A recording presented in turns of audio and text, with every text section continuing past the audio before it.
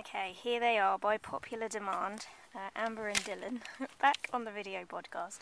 And the reason why, well, a couple of things really. Firstly, they have a new hutch, and this is a nice big outdoor hutch for them. They've been in there for about 10 seconds and are clearly looking very curious about what's going on here. So there's this bottom bit, which means that they're kind of outside on the grass when they want to be. And you can just see inside there's like a ladder for them to climb up, and then that takes them into the upstairs compartment, which is up there, a nice little hideaway bed end bit. So it's really interesting to watch them right now because this is the first time they have seen this hutch at all, and it is going to require some new skills from them. They've never experienced a ladder before, and if they want to get upstairs to their meal, which is up here, their meal food in the bowl there, then they're going to have to figure out how to use the ladder.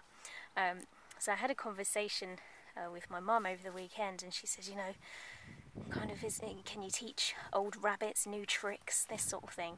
But the fact is I guess like people, sometimes you don't learn something new until you put yourself in the situation where you have to learn something new. And if you do not put yourself in those situations, then you know the learning never happens. So yeah, they're gonna have to learn, and it's gonna be very interesting over the next couple of hours to see how quickly they develop the new skills that they require to get themselves up into their living quarters of their new hutch, and towards their food. And of course it will happen. You know, of course they'll figure it out. I don't know how quickly they'll figure it out with me sitting here watching them. But it's just so funny watching them right now. They're being so inquisitive and so curious about it all, and sniffing everywhere and really checking it all out. So I guess if I could summarise your... Is she going to do it? Oh, she's thinking about it. No, changed my mind. If I could summarise your video podcast for you today, then we could definitely take something from the skill of learning. And what's interesting actually watching these two is that they will learn from each other. As soon as one of them figures out how the ladder works and how to get into that upstairs bit up there, then the other one will follow. So you only need one of them to crack it really, and to get good at it, for the other one to also see the way. And what I've got for you today is an introduction to a friend of mine called Ian Rowland, who does a cold reading masterclass that I went on, I think, last year, and I probably mentioned it in the newsletter and stuff at the time. And basically, Ian teaches cold reading skills. So it's a really, really interesting course, and he also has a fantastic book on the skill set. Unfortunately, I'm not allowed to tell you a great deal about the skills themselves, because Ian likes to really reserve it for the training. But basically, cold reading is, if you considered perhaps a fake psychic, is maybe the best way to describe it. It's the ability to have someone believe that you're reading their mind, and are able to predict the...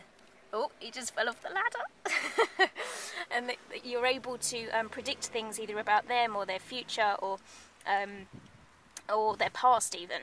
And it's incredibly convincing. Now, it's not just used if you want to be a fake psychic. In fact, I use it all the time when I have people come to see me for consultations, and they've perhaps given me a little bit of information, and then I start predicting other areas of their life in which their problem might be challenging them, or in which their challenges might be causing them problems. So for example, I had one client who came to see me for weight loss, and having listened to her for a few minutes, was able to say to her, actually, this isn't really about weight loss. This is about you not feeling in control of your life, because I'm guessing you're probably really dissatisfied in your job. And it was a complete prediction. There were maybe a few clues in what she'd said that led me to believe that. But on the whole, I was using these cold reading skills, and she was blown away by the accuracy with which I'd made those statements, and how true they were for her.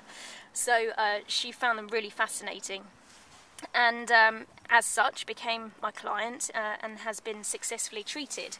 So these cold reading skills can come in handy in all sorts of different scenarios to help you make predictions, and it's almost, like a very special type of guessing. It's a very eloquent form of guessing, and it just kind of makes you seem very accurate and very good at making predictions. So it can definitely fall into all different sorts of business categories, and can come in handy in lots of different ways. So I'm going to refer you on to Ian's website, where you can find out about the course that he's running in October, and also to get hold of a copy of his book. I'm sure you can get hold of that from his website as well. Meanwhile, it's starting to chuck it down with rain here, and these two are looking at me as if I've gone crazy. It's like, what have you done to us? You've put us in this really difficult situation. We've got stuff to figure out now. Sorry, guys. You'll get there. So do click on the link that has come out with your video podcast today, and go look at the video page, where you'll be able to find all the information about Ian's cold reading class and his book, because I think you'll absolutely love it. And I'll speak to you in 2 weeks' time. Bye for now.